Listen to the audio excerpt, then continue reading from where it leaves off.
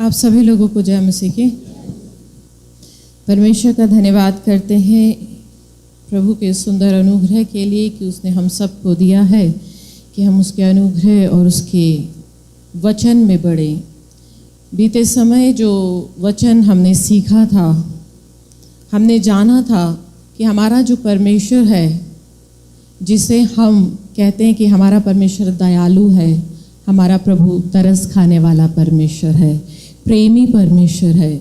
वो परमेश्वर, वो प्यार करने वाला, दया करने वाला, प्रेम करने वाले का एक और रुख है, वो है भस्म करने वाली आग, जिसे हम नहीं जानते। हमें तो बस यही पता है कि वो चंगा करने वाला परमेश्वर है ना।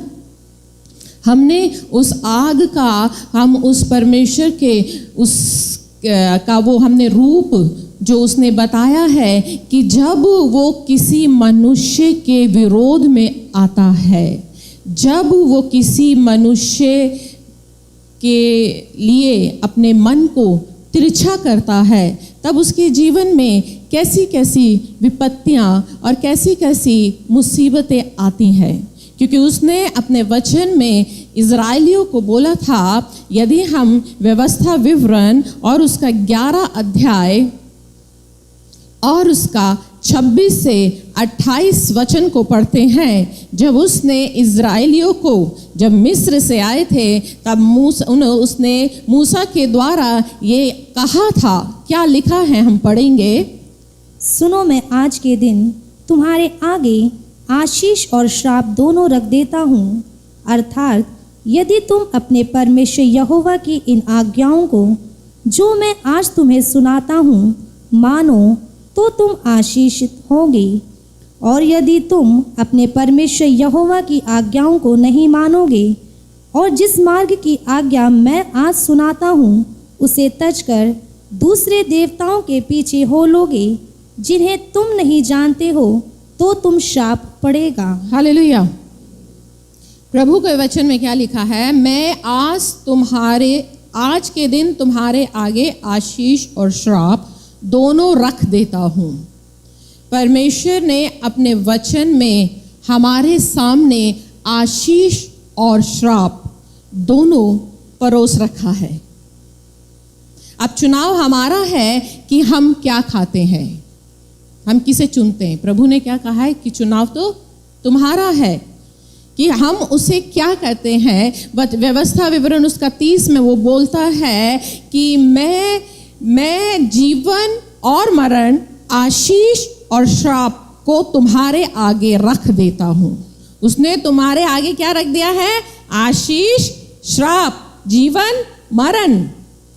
इसलिए तू जीवन को ही चुन, अपना ले कि तू और तेरा वंश सदा जीवित रहे। मगर मनुष्य ने क्या किया, परमेश्वर ने आशीष और श्राप हमारे सामने रखा, मगर हमने किसको चुना, जीवन को चुना। हमने आशीष को चुना नहीं। जिस समय यह व्यवस्था दी गई थी उसी समय इज़राइलियों ने परमेश्वर की व्यवस्था को त्याग दिया। मूसा जब 40 दिन तक पर्वत पर था, नीचे उन्होंने एक महापाप किया, और वो महापाप ये था, उन्होंने हारून के पीछे पड़कर अपने सोने के जेवर उतार के दिए और हारून से कहा तू हमारे लिए देवता बना। तब हारून ने इज़राइलियों के लिए एक सोने का बछड़ा बनाया, सोने का बछड़ा बनाकर उनको दे दिया और कहा ये लो, ये तुम्हारा ईश्वर है जो तुम्हें मिस्र से निकाल कर लाया है। और ये जब आज्ञा दी गई थी, इससे पहले ही उन्होंने ये सारे अपराध कर दिए थे। वो ऊपर पर्वत पर परमेश्वर के पास था, मगर नीचे उन्होंने ये अपराध कर दिया था। इसीलिए परमेश्वर ने मूसा को ये आज्ञाएं दी थी कि कहीं ऐसा ना हो कि लोग आगे चलकर फिर जाएं, भूल जाएं। और आज यही हुआ है, समस्त संसार परमेश्वर की आज्ञाओं से फिर गया और उन्होंने जीवन को नहीं वरन मृत्यु को चुना, आशीष को नहीं वरन श्राप को चुन लिया। बीते सप्ताह मैंने आपको बताया था कि परमेश्वर के वचन में क्या लिखा है, श्राप 3 से 4 पीढ़ी तक कार्य करता है। जो लोग पिछले सप्ताह थे उन्हें बताया था मैंने कि श्राप कितनी पीढ़ी कार्य करता है, 3 से 4। हिंदी की बाइबल तो 3 पीढ़ी बताती है, मगर इंग्लिश की बाइबल 4 पीढ़ी बताती है। 4 पीढ़ी ये मैंने आपको बताया भी था, 1 2 3 4। और ये आपके पूरे परिवार का, आपके मम्मी, आपके पापा, यानी आपके जीवन में आपकी माता की तरफ के श्राप भी कार्य करते हैं। बहुत सी माएँ अपने जीवन में उन श्रापों को, उन बीमारियों को, उन परेशानियों को, उन परिस्थितियों को फेस करती है जो उनको अपने माता पिता या अपनी नाना नानी के परिवार, अपनी दादा दादी के परिवार से मिले थे। बहुत से लोग, ये जो एक व्यक्ति के ऊपर अगर हम 4 पीढ़ी में जाते हैं ना, तो ये 30 लोग हैं। अब आप, अगर हम अपने बच्चे को पनिशमेंट करते हैं तो हम कहते हैं कि बेटा अगर तूने गलती करी ना तो एक गलती के तुझे 5 डंडे पड़ेंगे, एक गलती के। अब उसने 50 गलती करी, 250, है ना। तो अब आप बताओ, अब इन 30 लोगों ने अगर एक एक गलती भी पड़ी तो यहां पर आप पे कितने डंडे पड़े हैं? आप कितने पाप के भागी हुए। अभी तो एक अपराध की बता रही हूं मैं, और यहां तो आज मैं आपको ये बताने जा रही हूं श्राप के कारण। क्योंकि नीति वचन की किताब और उसका 26 अध्याय और उसका 2 पद क्या कहता है, जैसे गौरैया घूमते घूमते और सूपा बैनी उड़ते उड़ते नहीं बैठती, वैसे ही व्यर्थ श्राप नहीं पड़ता। प्रभु का वचन बता रहा है, जैसे गौरैया घूमते घूमते और सूपा बैनी उड़ते उड़ते एकदम से धपाक देनी नहीं बैठ देती, वैसे ही अचानक से श्राप नहीं पड़ता है, बिना बात के श्राप नहीं पड़ता।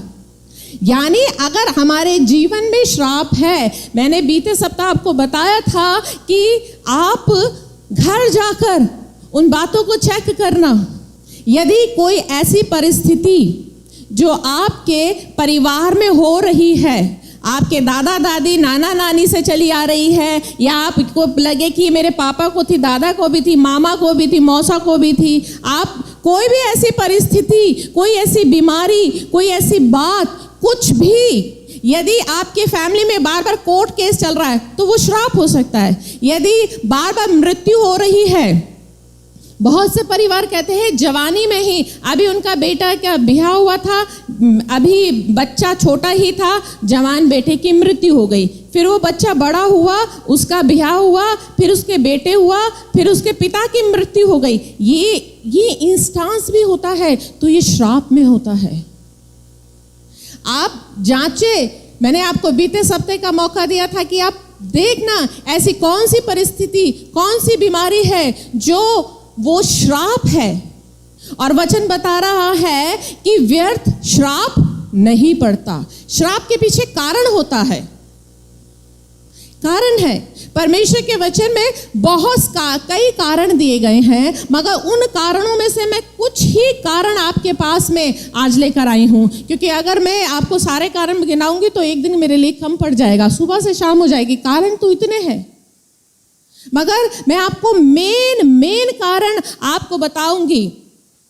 सबसे पहला कारण, जब हम 10 आज्ञाओं में जाते हैं तो परमेश्वर ने सबसे पहली आज्ञा क्या दी है?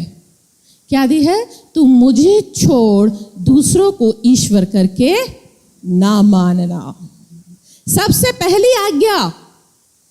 यहां पर दूसरी आज्ञा में प्रभु ने क्या कहा है कि मेरे अलावा आकाश के नीचे, पृथ्वी के ऊपर किसी को, कोई मूर्त को मत बनाना। दूसरी आज्ञा में मूर्ति पूजा है, पहली आज्ञा में मूर्ति पूजा नहीं है। ध्यान देना, वचन को पढ़ोगे आप तो आपको मिलेगा। दूसरी आज्ञा मूर्ति पूजा की है, मगर पहली आज्ञा ये है, मुझे छोड़ के किसी और को परमेश्वर करके ना मानना। ऐसा ना हो कि तुम्हारे जीवन में कोई और ईश्वर आ जाए। बहुत से ऐसे हैं पढ़े लिखे समझदार लोग, वो कहते हैं हम मूर्ति पूजा तो हम करते ही नहीं है, हमें पता है मूर्ति पूजा में कुछ नहीं होता। प्रभु को पता था 2022 में, सन 1900 में ऐसे बुद्धिजीव आएंगे जो इतने स्मार्ट होंगे, जो अपने आप को बचाएंगे कि हम तो मूर्ति पूजा करते ही नहीं है। वो मगर प्रभु को भी नहीं मानते। वचन कहता है जो मेरे पक्ष में नहीं वो मेरे विरोध में है। यदि तुम परमेश्वर को परमेश्वर करके नहीं मान रहे हो और किसी और को ईश्वर करके मान रहे हो, यिर्मयाह नबी की किताब और उसका 17 अध्याय स्पष्ट कहता है इस बात को। यिर्मयाह नबी की किताब और उसका 17 अध्याय और उसका 5वां पद क्या लिखा है? यहोवा यूं कहता है, श्रापित है वह पुरुष जो मनुष्य पर भरोसा रखता है। सबसे पहला कारण श्रापित है वो मनुष्य जो मनुष्य पर भरोसा रखता है।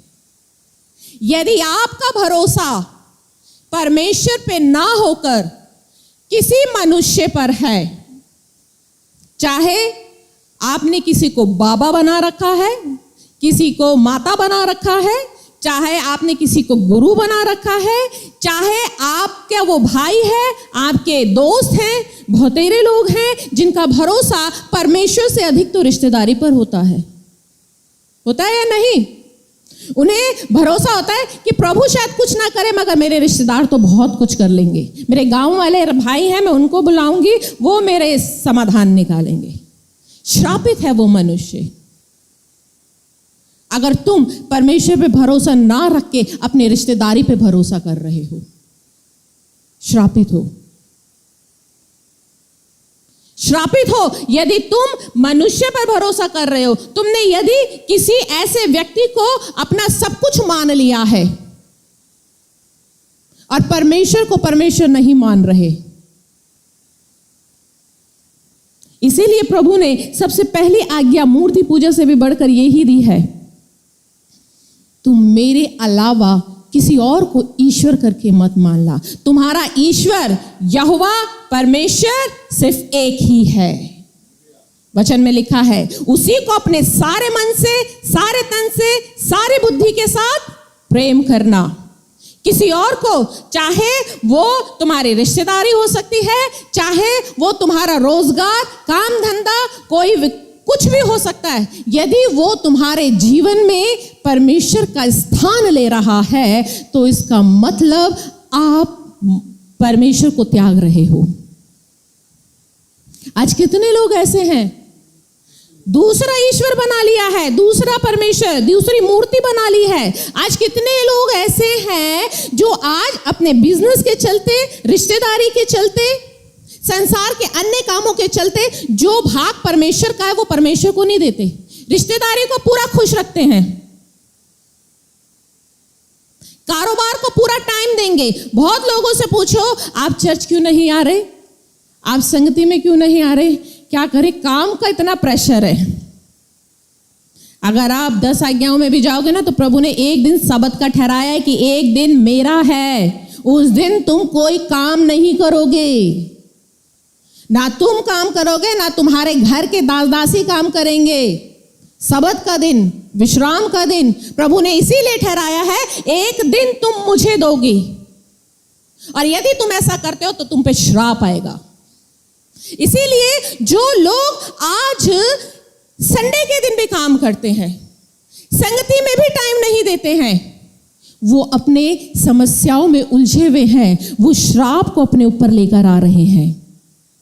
और वो श्राप सिर्फ उन तक नहीं रहेगा परंतु उनके आगे ये पूरा नेटवर्क फैलाएगा, उनके बच्चों पे भी आएगा, क्योंकि वो परमेश्वर को परमेश्वर करके नहीं मान रहे। और परमेश्वर इस बात से नफरत करता है यदि आप किसी और चीज को परमेश्वर की महिमा दे रहे हो अपने जीवन में।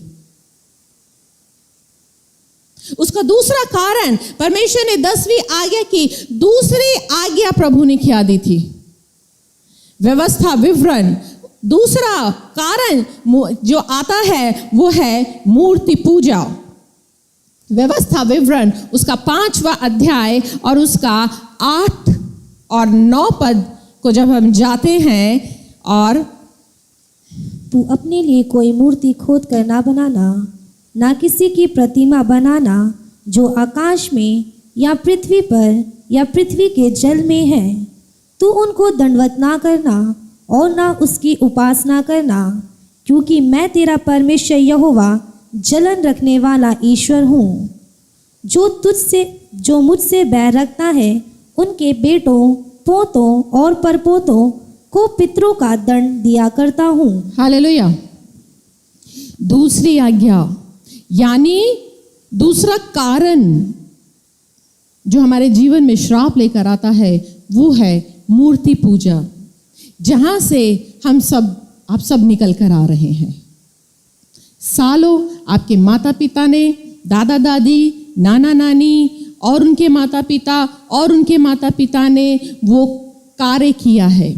मूर्ति पूजा यानी परमेश्वर की महिमा ना देना। इजराइलियों ने बछड़ा बनाकर बछड़े को, एक पशु को परमेश्वर की महिमा दे दी कि तू हमारा ईश्वर है। अब आप सोचो, वो इजराइल का परमेश्वर जो उन्हें समुद्र फाड़ कर 32 लाख की भीड़ को समुद्र फाड़ कर लेकर आया और उसको उन्होंने नाम दे दिया बछड़े का। आप किसी के लिए इतना काम करो,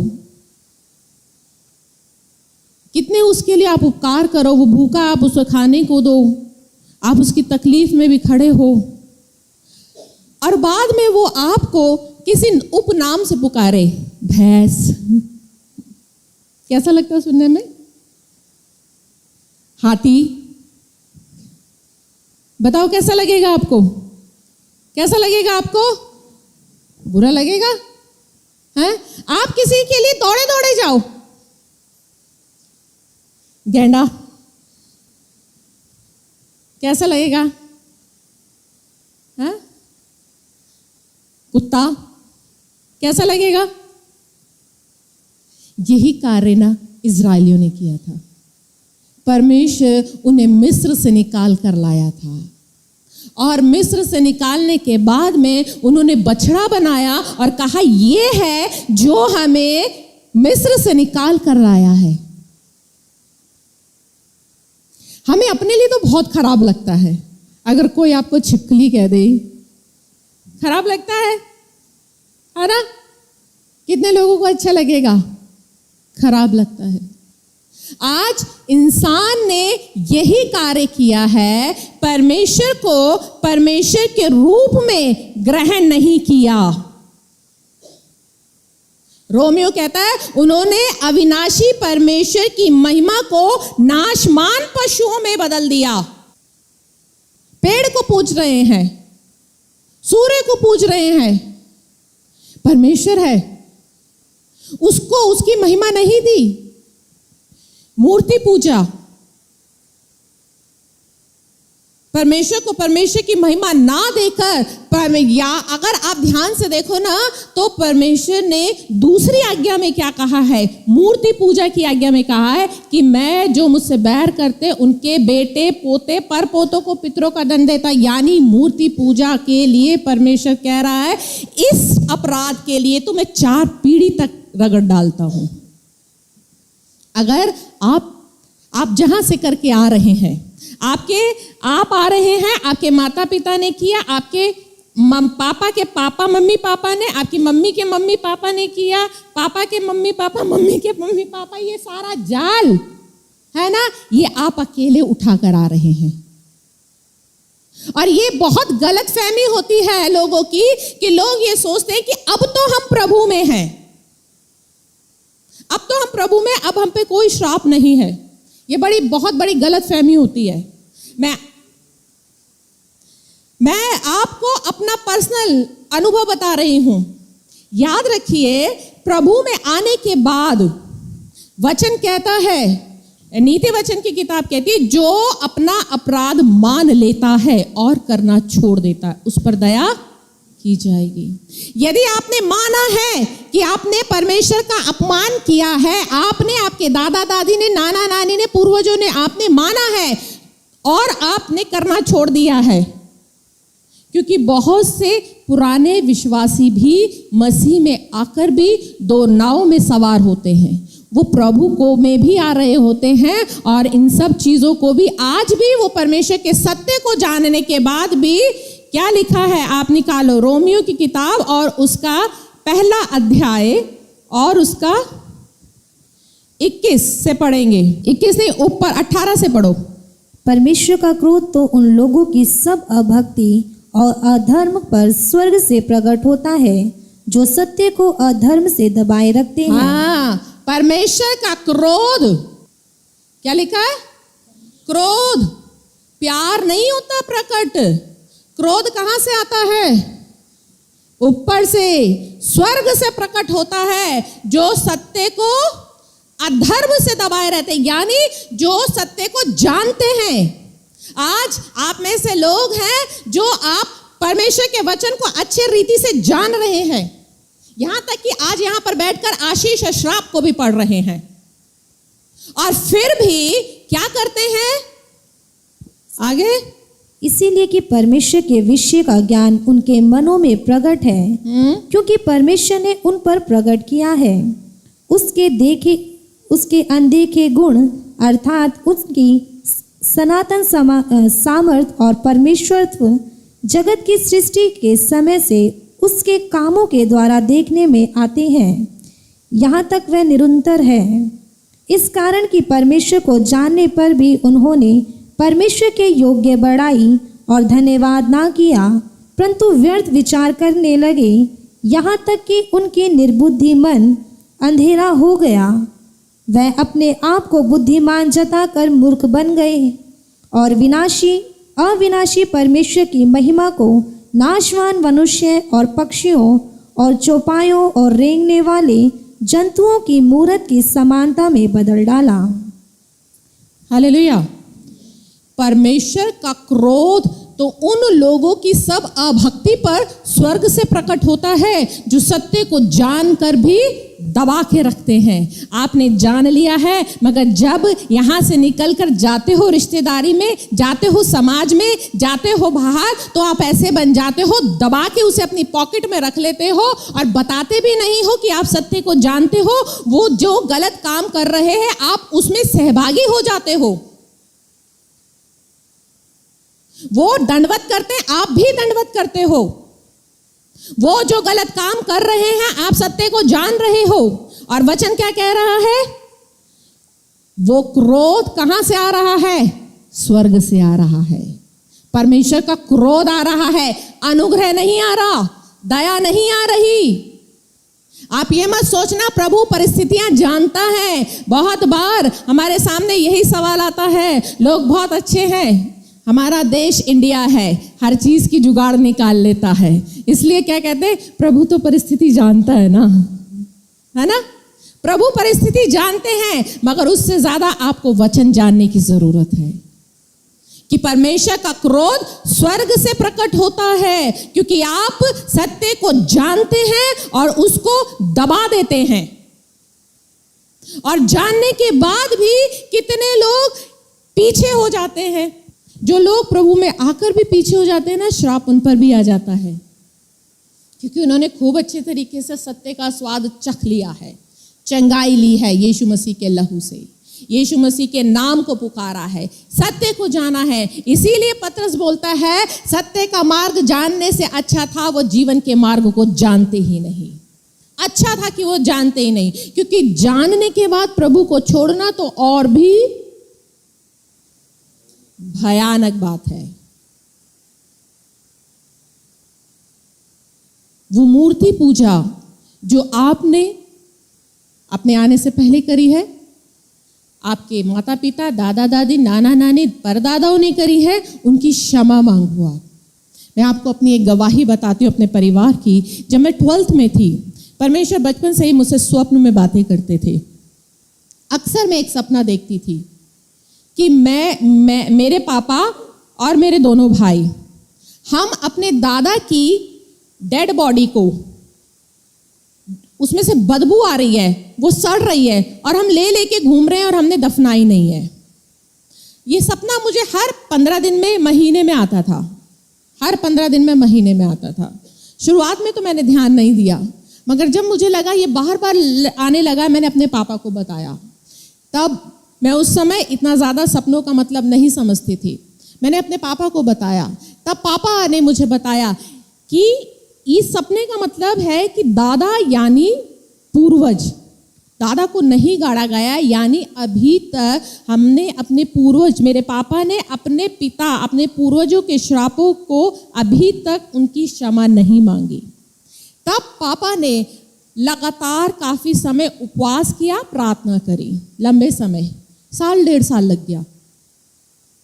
और करीब 1-1.5 साल बाद मुझे फिर एक सपना आया। मैंने ये देखा कि वो डेड बॉडी, सड़ी हुई डेड बॉडी हमारे दादा की, जिसे हम लेकर घूमते थे, दफनाते नहीं थे, अब मैं उस सपने में देख रही हूँ कि अब मेरे पापा खड़े हुए हैं, मेरे भाई खड़े हुए हैं और पापा उस डेड बॉडी को दफना रहे हैं। मैंने पापा को बताया, पापा मैंने सपना देखा है कि वो डेड बॉडी जो इतने समय से हम लेकर घूम रहे थे, आप उसे दफना रहे हो। तब मेरे पापा ने मुझे बताया कि मैं इतने समय से प्रार्थना कर रहा था पूर्वजों के श्राप की मुक्ति के लिए। दफनाने का मतलब परमेश्वर ने मुझे उन पूर्वजों के श्रापों से मुक्त कर दिया है। ऐसे ही कुछ समय बाद मैं अपने लिए सपना देखा। जब मैं सेवा में थी। बहुत से लोग कहते हैं सेवा में आने के बाद तो श्राप होते ही नहीं है। ऐसी बात नहीं है। मैं सेवा भी कर रही थी और फिर भी मैंने सपना देखा। मैं अपने आप को देखती थी और हमारा ढका का घर जो हमारे दादा का बनाया हुआ है, मैं वहाँ देखती थी कि मैं वहाँ पर हूँ, मेरे पापा बीमार हालत में हैं और हमारा ढका का घर, पुराना घर बिल्कुल अंधकार में पड़ा हुआ। मैं जब जाती थी पापा को मिलने जाती थी और पापा बीमार हालत में होते थे, मैं घर टूटा फूटा है। मैंने ये सपना मुझे काफ़ी बार आया। शुरुआत में मैंने फिर अनदेखा कर दिया, मैंने ध्यान नहीं दिया। उसके कुछ समय बाद जब ये सपना मुझे बार बार आने लगा, मैंने प्रभु से पूछा। मैंने कहा, प्रभु ये सपना मुझे बार बार क्यों आ रहा है, इसका मतलब क्या है? प्रभु ने मुझे बताया वो ढका का घर किसका था, किसने बनाया था। मैंने कहा वो मेरे दादा का बनाया हुआ मकान है। परमेश्वर ने कहा तू अब पूर्वजों के श्रापों की क्षमा मांग। मैंने अपने पूर्वजों के पापों की क्षमा मांगनी शुरू करी। लगभग 6-8 महीने बीत गए। मैं लगातार उपवास करके जब भी प्रार्थना करती अपने पूर्वजों के पापों की क्षमा मांगती। फिर वही सपना मैंने रिपीट देखा कि मेरे पापा ढका के मकान से शिफ्ट हो गए। अब यहाँ वाले मकान को देखा जो मेरे पापा ने बनाया था। मैंने देखा मेरे पापा यहाँ बीमार पड़े हैं, बीमार हैं, पूरा घर अंधेरे में है, बीमारी हालत में। मैं उनसे मिलने आई हूँ। मैंने प्रभु से पूछा, प्रभु अब ये सपना मुझे क्यों आया है? प्रभु ने मुझसे कहा ये मकान किसने बनाया था? मैंने कहा पापा ने। परमेश्वर ने कहा अब तू अपने पिता के श्रापों की क्षमा मांग। तब मैंने अपने पिता के पापों की क्षमा मांगी। फिर उसके बाद मुझे फिर थोड़े दिन बाद फिर सपना आया। मैंने देखा कि मैं अपने आप को एक बोतल में बंद करके अपने पुराने वाले घर में, मेरे जो दादा का बनाया, उसमें अपनी बोतल को दफना कर आ रही हूँ और ये कह रही हूँ अब तेरी जगह यही है, अब तू यहाँ से कभी बाहर नहीं जाएगी। यानी परमेश्वर ने मुझे वहाँ जब मेरे दादा के श्राप, मेरे पूर्वजों के श्राप थे, मुझे मेरे दादा का घर दिखाया। फिर मेरे पापा का घर दिखाया कि अपने पिता के श्रापों की क्षमा मांग। और जब मैंने यहाँ से क्षमा मांगी, मैं परमेश्वर ने मुझे दिखाया कि मैं अपने आप को मैं कह रही हूँ ये पुरानी मिन्नी है, अब मैं तुझे यहाँ दफना रही हूँ। इसका मतलब परमेश्वर ने मुझे मेरे दादा, मेरे पिता और मेरे श्राप, क्योंकि मैंने अपने आप को भी वहां पर दफनाया, वहां से मुक्त किया। हालेलुया। परमेश्वर ये सोच आप बिल्कुल बदल डालो। हम तो इतने साल से प्रभु में, अब हम पे श्राप कहां से होगा? मैं सेवा कर रही थी। सेवा करते करते मैं प्रचार करती हूँ, लोगों को चंगाई की प्रार्थना कर रही, छुटकारा दे रही हूँ, फिर भी पूर्वजों के श्राप कहीं ना कहीं मेरे जीवन को प्रभावित कर रहे थे। और श्राप एक ऐसी चीज है जो आपके जीवन में रहता है ना, वो आपकी सारी बढ़ान को, सारी आपके बैरियर रोक कर रखता है। एक अदृश्य दीवार होती है, रुकावट है वो, जो आपको दिखाई नहीं दे रही है। आप डॉक्टरों के पास भागोगे, आप तांत्रिकों के पास जाओगे कि बार बार जी हमारे साथ में समस्या क्यों हो रही है, वो बार बार समस्या क्यों हो रही है। प्रभु का वचन बता रहा है ना, श्राप है वो। इसीलिए प्रभु कहता है कि मेरे पास आओ। ये पूर्वजों के श्राप आपको जरूरी है, जो हमने इतने साल से किए हैं, हमारे दादा आप क्षमा मांगो,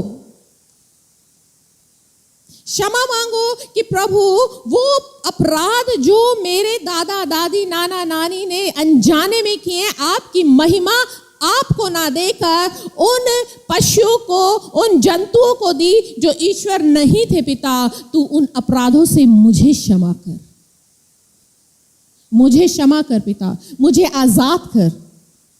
क्योंकि यदि आप आजाद नहीं होगे तो ये श्राप आपको नहीं, आपके बच्चों तक को आएगा, आपके बच्चों को खराब कर देगा ये श्राप। वचन कहता है तू दिन दोपहरी में अंधे के समान टटोलेगा। आपकी हालत ऐसी हो जाएगी, डिप्रेशन में आ जाओगे। प्रभु कहता है मैं तुझे पागल कर दूंगा। आप बौखलाए बौखलाए फिरोगे, दवाइयां लोगे, इलाज नहीं होगा। कई लोग तो सुसाइड कर लेते हैं, इतने ज्यादा डिप्रेशन में आ जाते हैं। वो नहीं जानते कि श्राप था जो उनसे करवा रहा था। क्योंकि प्रभु ने अपने वचन में 53 पदों में 10 बार बोल दिया है कि जब तक तेरा सत्यानाश ना हो जाए, श्राप तुझे तब तक मारता रहेगा जब तक तेरा सत्यानाश ना हो जाए। बहुत से परिवारों में परेशानियां हैं शराब पीने की। दादा भी पी पी के मर गए, पापा भी पी पी के मर गए, अब बेटे भी। श्राप है, छुटकारा पाएं। तीसरा कारण जो है व्यवस्था विवरण और उसका 27 और उसका 16 जब हम पढ़ते हैं तब वहां पर लिखा है श्रापित है वह जो अपने पिता व माता को तुच्छ जाने। श्रापित है वो व्यक्ति, वो स्त्री, वो बेटा, वो बेटी जो अपने माता पिता को तुच्छ जानता है। यदि हमने अपने माता पिता को तुच्छ जाना है, उनका अपमान किया है, उन पर हाथ उठाया है, गाली दी है, अपशब्द बोला है, तो परमेश्वर का श्राप आ रहा है। यदि आप परमेश्वर के नीति वचन को पढ़ोगे, व्यवस्था विवरण को पढ़ना, लय व्यवस्था को पढ़ना, इन 3 किताबों को पढ़ना, इन 3 किताबों में परमेश्वर ने कई जगहों पर बोला है कि अपने माता पिता का आदर करना।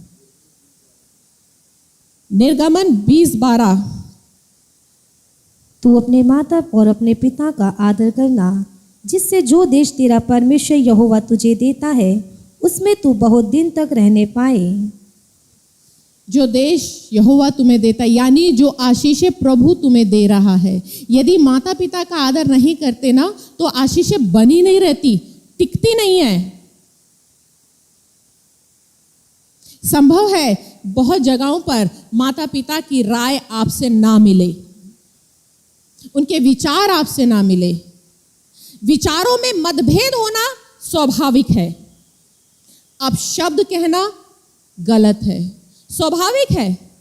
क्योंकि प्रभु के वचन में भी लिखा है कि जो अपने माता पिता को मुझसे अधिक प्रिय जानता है वो मेरी सेवा के योग्य नहीं। इसका मतलब ये नहीं है कि आप सेवा पे जा रहे हैं और आपके माता पिता ने मना किया तो आप कहेंगे अरे प्रभु ने कहा है माता पिता की आज्ञा मानना, इसका मतलब मुझे सेवा नहीं करनी चाहिए। इसका मतलब ये नहीं है।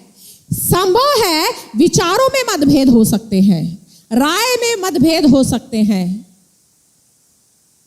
मगर इसका मतलब ये नहीं है कि उठा के माता पिता का बिस्तर हम बाहर कर दें, उन पर हाथ उठाए, उनको गाली दें, उन्हें घर से निकाल दें। क्योंकि आज बहुत यही हो रहा है। अगर आप ओल्ड एज होम में जाएं तो वो वही माता पिता हैं। अभी कोरोना काल में मैंने न्यूज़ में देखा था, एक बुजुर्ग माता पिता को उनके बच्चों ने इसलिए निकाल दिया कि लॉकडाउन है और अब हमारे पास तुम्हें खिलाने को नहीं है। रेलवे स्टेशन पर थे, 3 दिन से मात्र बिस्किट खाकर गुजारा कर रहे थे। उनके पास में कहीं जाने के लिए टिकट के पैसे भी नहीं थे।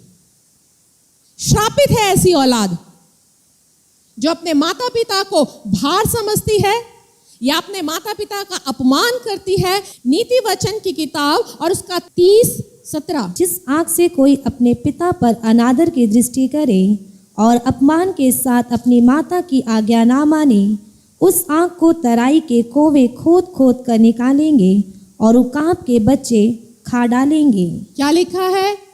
जिस आँख से कोई अपने पिता पर अनादर की दृष्टि डाले और अपमान के साथ अपनी माता की आज्ञा ना माने, उस आँख को उस तराई के कौवे खोद खोद कर, तराई के कौवों की यूं चोंच, उस आँख को तराई के कौवे खोद खोद कर निकालेंगे और उकाब के बच्चे खाएंगे।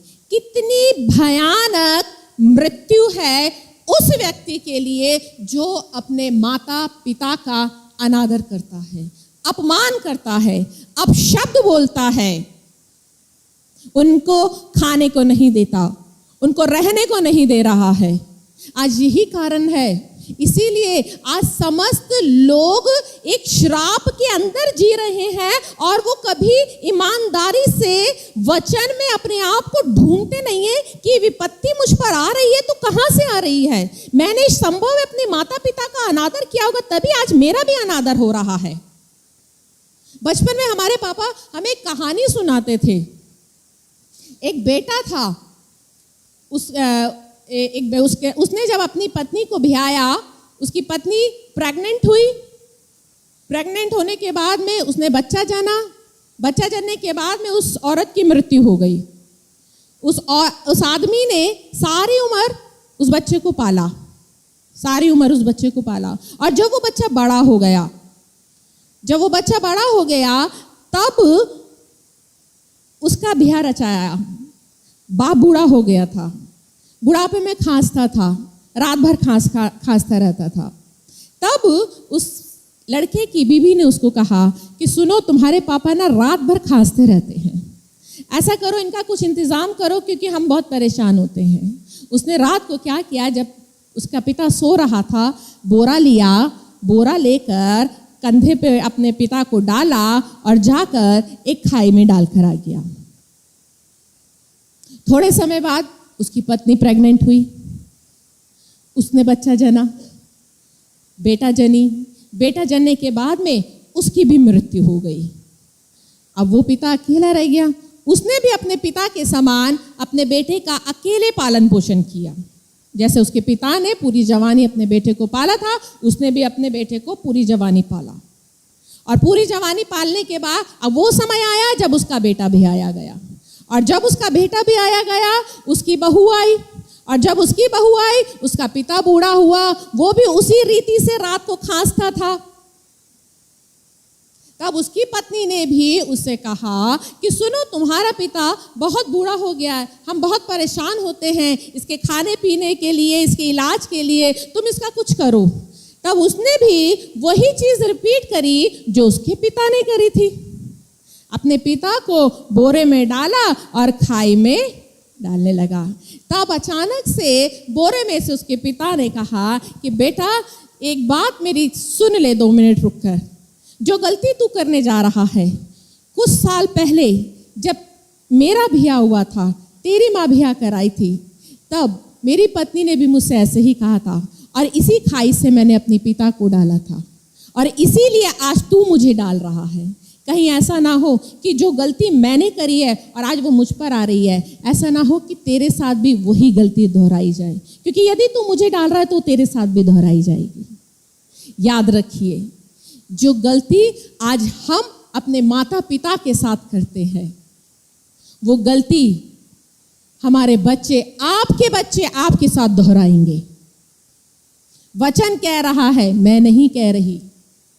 जो व्यक्ति अपने जन्माई हुई मां को अपमान की दृष्टि से देखता है, नीति वचन में लिखा है, जो व्यक्ति अपनी जन्माई हुई मां को अपमान की दृष्टि से देखता है वो श्राप के योग्य है। यदि आपने अपने माता पिता के साथ गलत किया है तो जाके क्षमा मांग लेना। माता पिता ना हो तो प्रभु के सामने क्षमा मांग लेना, क्योंकि आपका भविष्य आ रहा है कुछ सालों बाद। आपके बच्चे तो आपके साथ दोहराएंगे, परंतु उससे पहले आपको परमेश्वर को सारा हिसाब देना पड़ेगा। प्रभु ने कहा है, तुम्हारे लिए आकाश लोहे का, जमीन पीतल की बना दूंगा मैं। परिश्रम करते रह जाओगे, आपको कुछ नहीं मिलेगा। वो नाक रगड़वा देगा। लिखा है, अपमान पे अपमान फेस करना पड़ेगा आपको। अपमानित होगे, नुकसान पे नुकसान उठाओगे। वो आपके बच्चों का भविष्य खराब कर देगा। आप बहुत अच्छे स्कूल में डालोगे, स्कूल नहीं जाएंगे।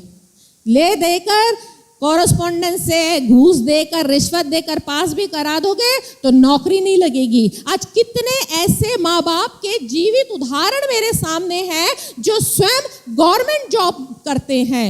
चाहे तो अपने बच्चों की एक अच्छी जगह नौकरी लगा सकते हैं, मगर तो भी उनके बच्चे नौकरी के लिए इधर से उधर धक्के खा रहे हैं, क्योंकि उन्होंने परमेश्वर का अपमान किया है। आज कभी मनुष्य अपने आप को ईमानदारी से देखता ही नहीं है कि मेरे जीवन में यदि ये विपत्ति आ रही है तो क्यों आ रही है। मैं अपने आप को जांचूं तो सही, कहीं मैं कोई गलती तो नहीं कर रहा हूं। क्योंकि हमारी दृष्टि ये रहती है, हम बिल्कुल परफेक्ट है। हम अपने आप को मिस्टर परफेक्ट मानते हैं। अगर परमेश्वर ने किसी को परफेक्ट बनाया तो वो मैं हूं, मुझ में कोई गलती नहीं हो सकती। गलती तो मेरे माता पिता में होगी या दूसरे लोगों में होगी, मुझ में कोई नहीं हो सकती है। आप ईमानदारी से अपने आप को जांचें।